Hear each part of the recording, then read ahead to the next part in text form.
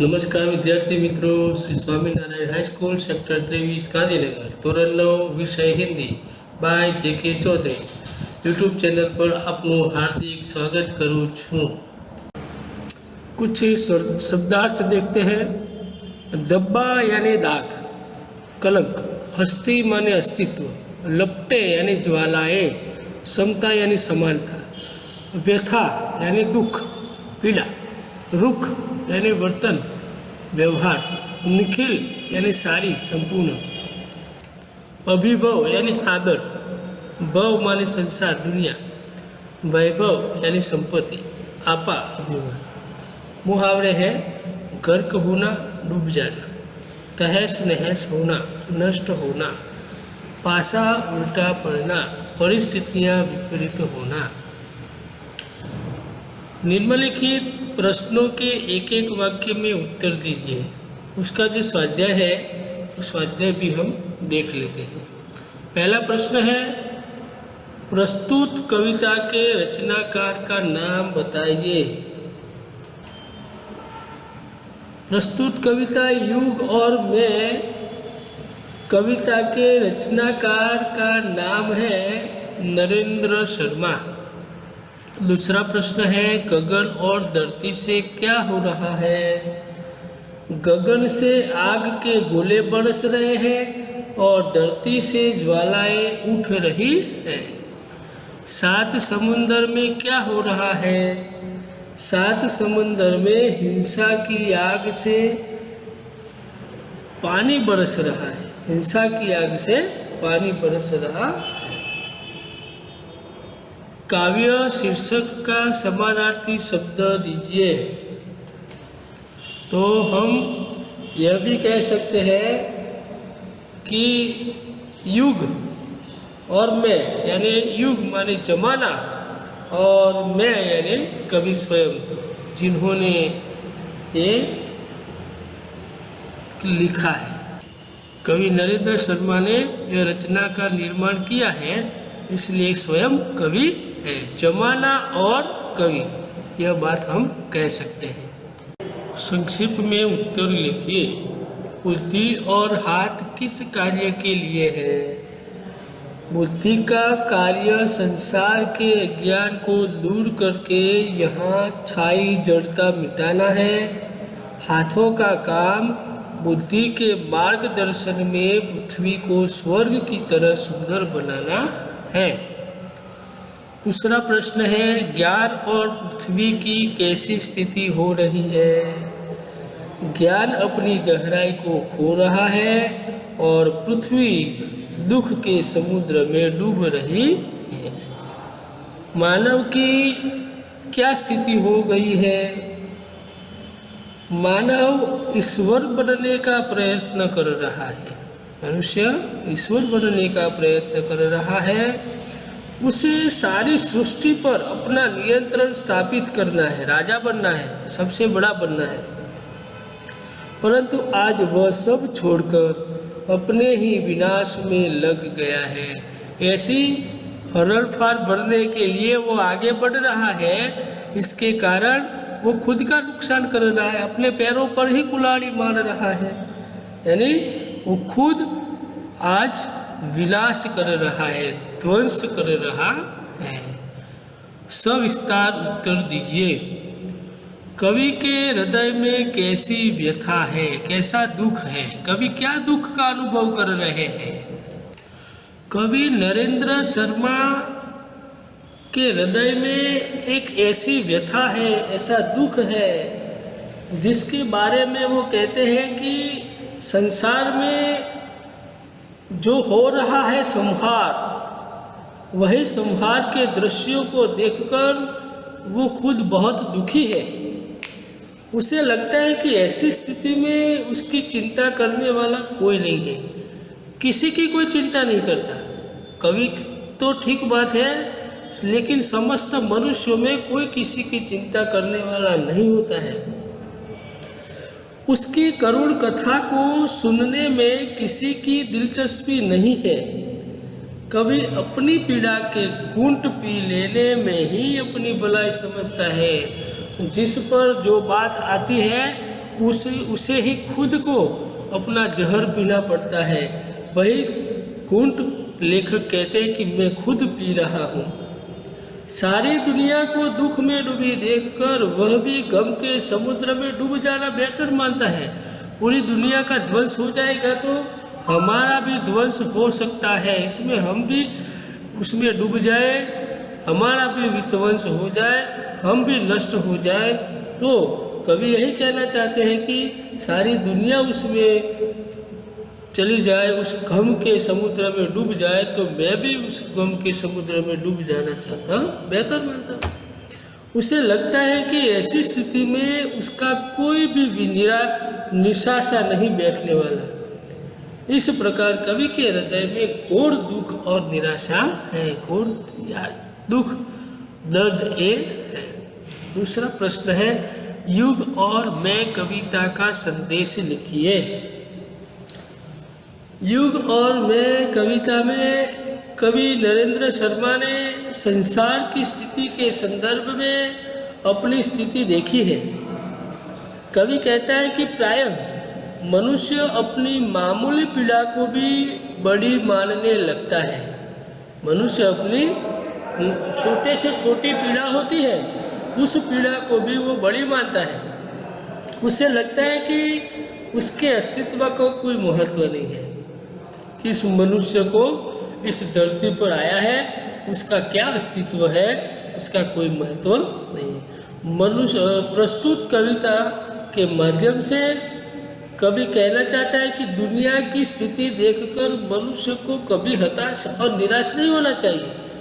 उसे आत्मविश्वास पूर्वक पूर्ण जीने का प्रयत्न करना चाहिए। लोग मरते हैं तो अपने आप खुद भी मर जाना वो बड़ी बात नहीं मानना है, लेकिन उसका सामना तो हम कर सकते हैं, हम जीने का प्रयत्न कर सकते हैं। दूसरा बुरा व्यक्ति है तो उसी बुरे व्यक्ति के साथ हम भी थोड़े बुरे हैं, हम भी अच्छे कार्य कर सकते हैं। बुराई को छोड़कर अच्छाई का काम हम भी कर सकते हैं।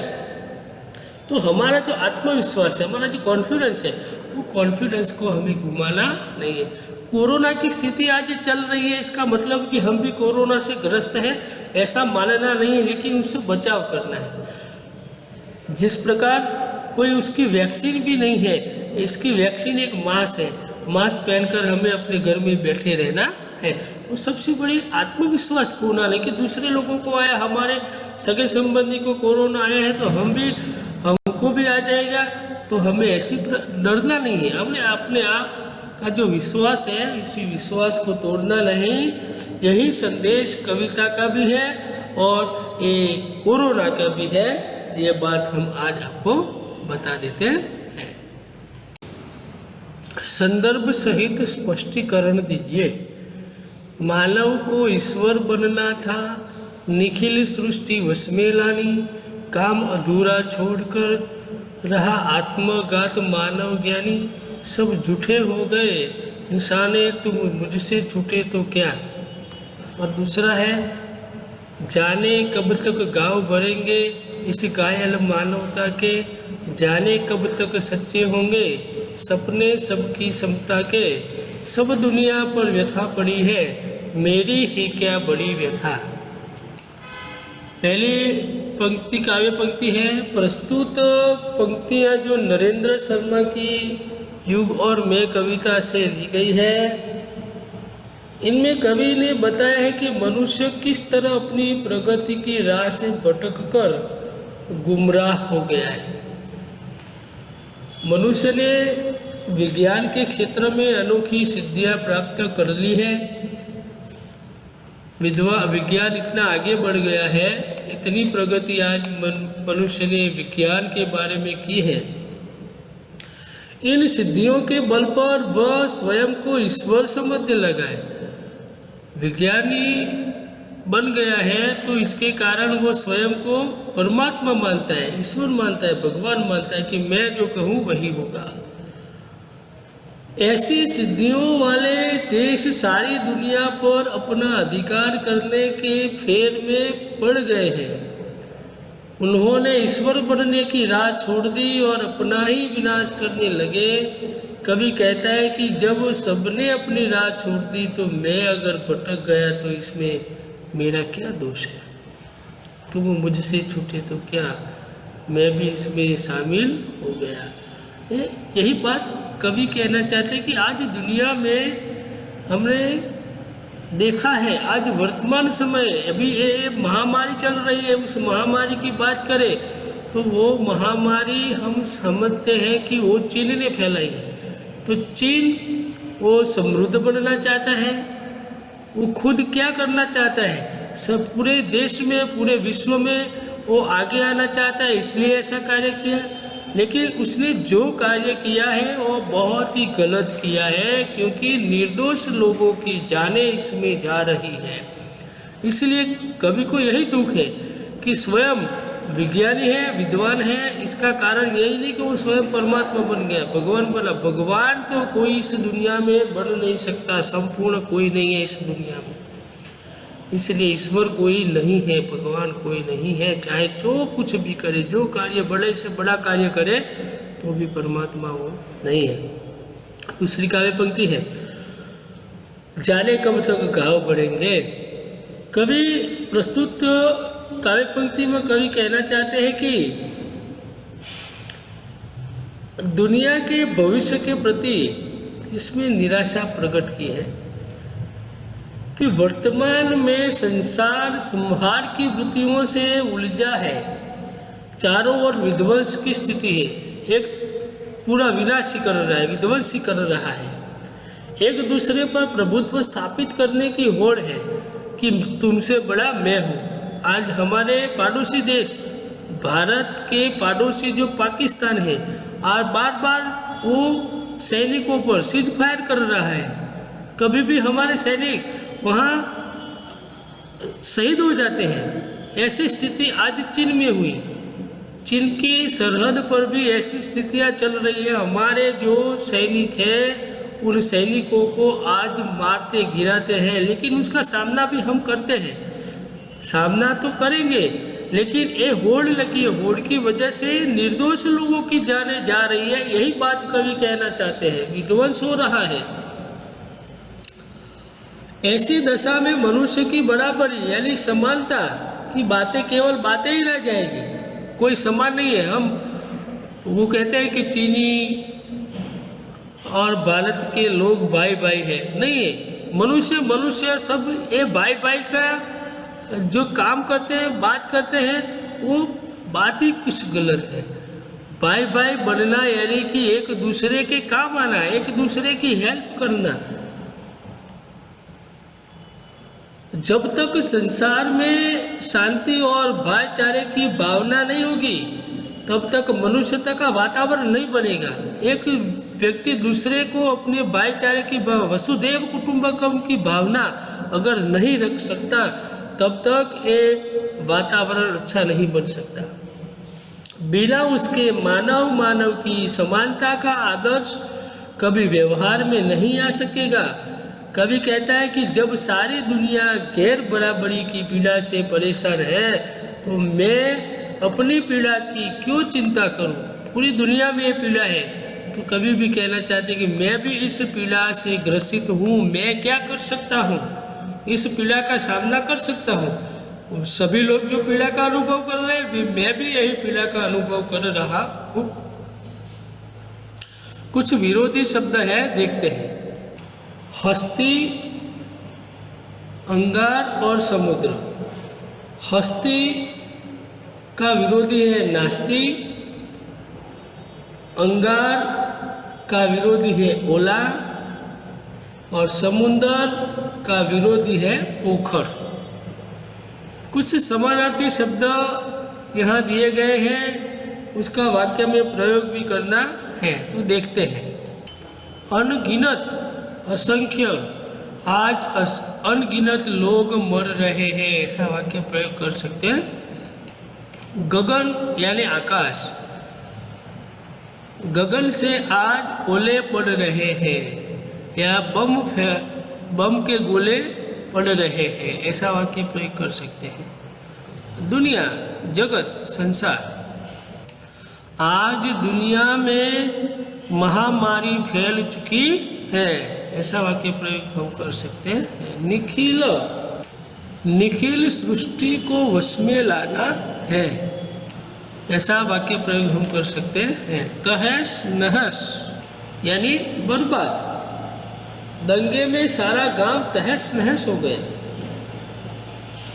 आपा अभिमान, सुधीर को अपना आपा छोड़ देना चाहिए। और भी समानार्थी शब्द हम देखते हैं। बस्ती तो आबादी, हस्ती तो अस्तित्व, समता तो समानता, गम तो दुख, दब्बा दाग,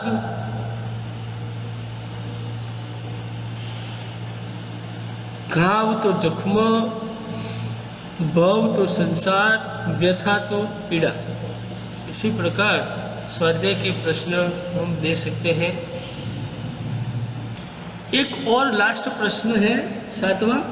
जब मौत सभी को निगल रही हो, चारों ओर अत्र तत्र सर्वत्र आग लगी हो, हत्याएं हो रही हो, तो ऐसी स्थिति में आप क्या कर सकते हैं?